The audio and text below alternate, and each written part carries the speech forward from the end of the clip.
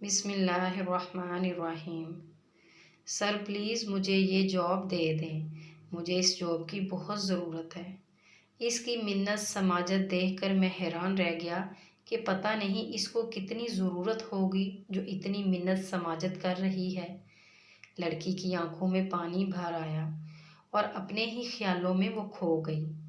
جب کل کچھ لوگ اس کو دیکھنے کے لیے گھر پر آئے تھے، کچھ تعریفوں کے بعد بات پکی ہونے لگی تو سوال جہیز کا آیا۔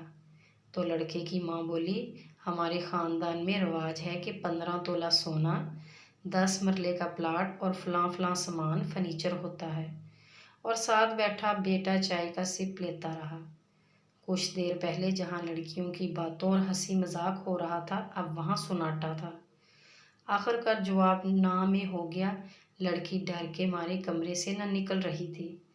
آخر برتن اٹھانے کے لیے آئی تو غیرت مند بھائی، پڑھا لکھا بے روزگار بھائی بولا، جتنا اس کو پڑھانے پر پیسہ لگایا ہے اس سے اچھا تھا جہیز بنا لیتے۔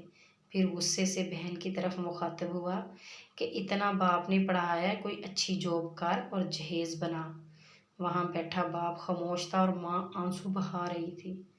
اس طرح نہ جانے گھروں میں کتنی بیٹیاں جہیز جیسی لعنت کی وجہ سے کنواری بیٹھی ہیں، اور اللہ تعالیٰ ہم کو جہیز جیسی لعنت سے بچائے اور سب بہن بیٹیوں کے نصیب اچھے کرے۔